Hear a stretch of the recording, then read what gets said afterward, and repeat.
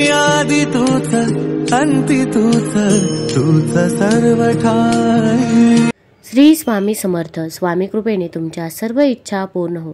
शास्त्रानुसार सर्व पितृ अमावस्येचा दिवस खूप खास मानला जातो। सर्व पितृ अमावस्या तिथीला श्राद्ध पक्ष किंवा पितृपक्ष समाप्त होतो। भारतात काही ठिकाणी सर्व पितृ अमावस्या, महालय अमावस्या आणि पितृमोक्ष अमावस्या या नावाने ओळखली जाते। या दिवशी श्राद्ध आणि तर्पण सर्व पितरांच्या नावाने केले जाते। ही अमावस्या पितरांचे स्मरण करण्यासाठी, मोक्षासाठी, दान करण्यासाठी आणि त्यांच्या शांतीची प्रार्थना करण्यासाठी सर्वोत्तम मानली जाते। यावेळी सर्व पितृ अमावस्येला अतिशय शुभ योगायोग होत आहे। यावेळी अमावस्या शनिवारी असल्याने या दिवसाला शनेश्वरी अमावस्या असेही म्हटले जाईल। याशिवाय वर्षातील दुसरे सूर्यग्रहणही याच दिवशी होणार आहे। एखाद्या विशिष्ट तिथीला जर आपण उपाय केले तर ते उपाय खूप प्रभावी ठरत असतात।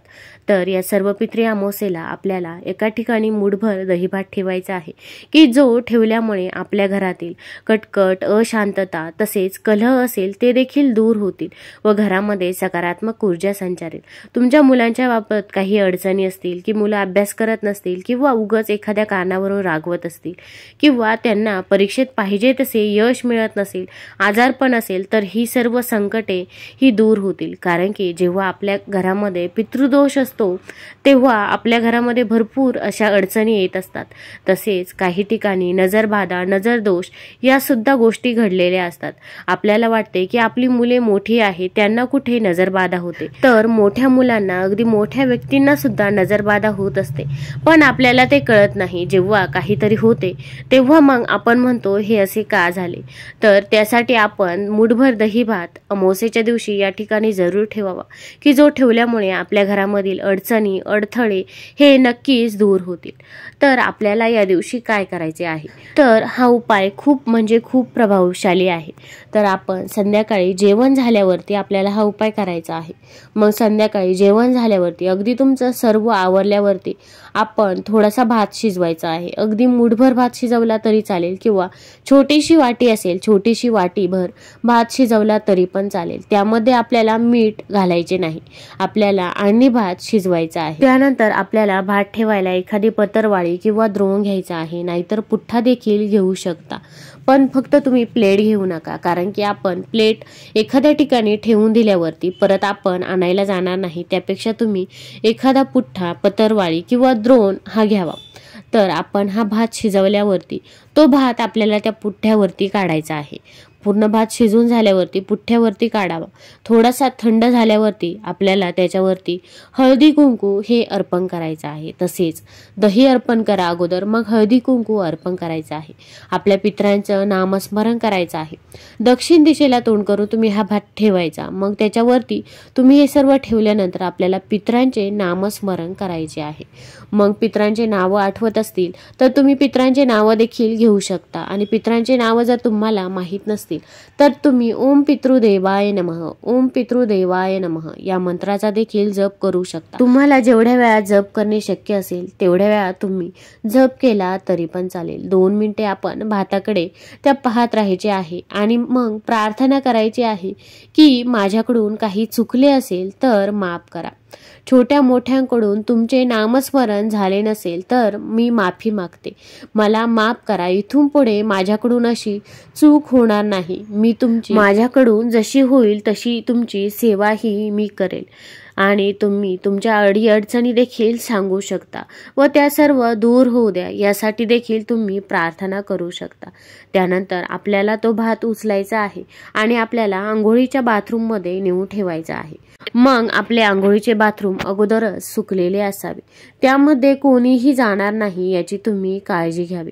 तुम्ही अगोदरच सांगून ठेवा आणि तुम्ही उपाय करत असताना की तुम्हाला कोणी मध्येच रोकणार टोकणार नाही याची तुम्ही काळजी घ्यावी। तुमच्या छोटे मुलं असतील त्यांना पण अगोदरच सांगून ठेवा। बाथरूममध्ये कोणी जाणार नाही याची तुम्ही काळजी घ्यावी। त्यानंतर आपल्याला तो भात बाथरूममध्ये ठेवायचा आहे आणि बाथरूमचा दरवाजा बंद करायचा आहे। त्यानंतर बाथरूममध्ये कोणी जायचे नाही। त्यानंतर तुम्ही झोपी गेल्यानंतर दुसऱ्या दिवशी आपल्याला सकाळीच उठायचे आहे। आपल्याला सकाळी उठल्या उठल्या आपल्याला तो भात उचलायचा आहे. त्यानंतर तुम्ही घराच्या दरवाजातून बाहेर जायचं आहे. बाहेर गेल्यानंतर तुम्ही दक्षिण दिशेला हा भात ठेवू शकता. मग जिथे कुठे रिकामी जागा असेल तिथे तुम्ही हा भात ठेवायचा आहे. मग एखाद्या गवतावरती ठेवला तरी पण चालेल. फक्त एखादा पक्षी हा भात खाईल अशा दृष्टीने भात ठेवायचा आहे. तो भात ठेवल्यानंतर आपल्याला मागे वळून देखील बघायचे नाही आणि भात ठेवायला जाताना देखील आपण कुणासोबत बोलायचे नाही. तसेच कोणी आपल्यासोबत बोलणार नाही याची देखील काळजी घ्यावी. मग तुम्ही सकाळीच अगदी गेले तरी पण चालेल. तिथून आल्यावरती तुम्ही दरवाजाच्याच बाहेर बादली भरून ठेवली तरी पण चालेल, की जेणेकरून आपण बाहेरूनच हात पाय तोंड हे स्वच्छ धुवून येऊ. तसेच आपण आतमध्ये आल्यानंतर आपण पहिल्यांदा आंघोळ करायची आहे. मग नंतर आपण देवपूजा देखील करायची आहे. देवाला विनवणी करायची आहे, प्रार्थना करायची आहे की माझ्या घरामध्ये खूप अडचणी आहेत, त्या सर्व अडचणी या दूर होऊ दे.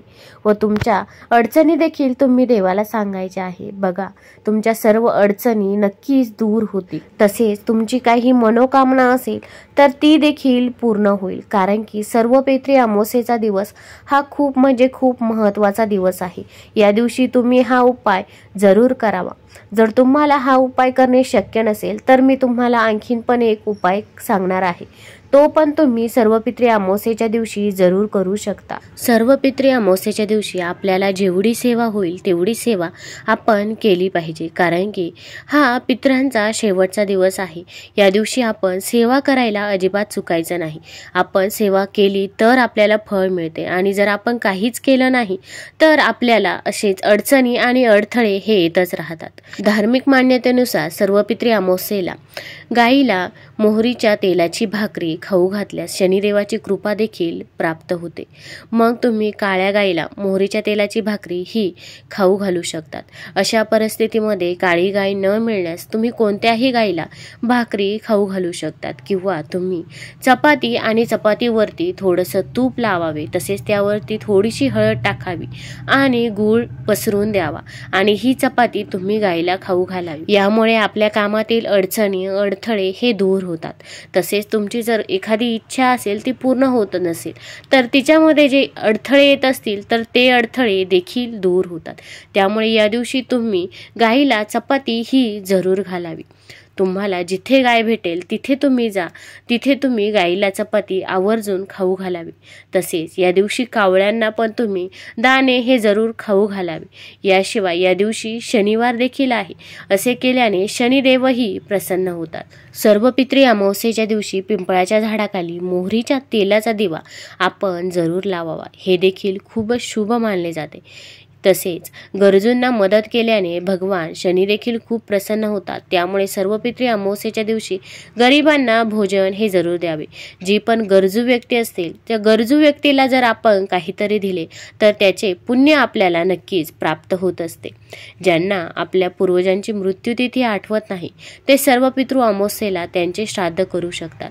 या दिवशी ब्राह्मणांना भोजनदान करण्याची पद्धत आहे.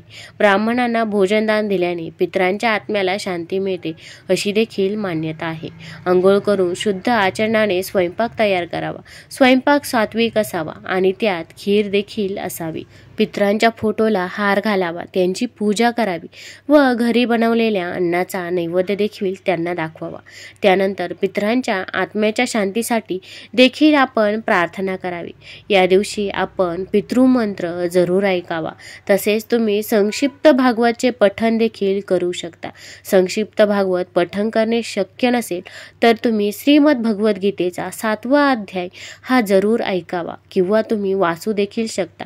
कारण की त्यामुळे आपला पितृदोष हा पूर्णतः दूर होतो. त्यामुळे तुम्हाला जेवढी शक्य होईल तेवढी सेवा या दिवशी जरूर करावी.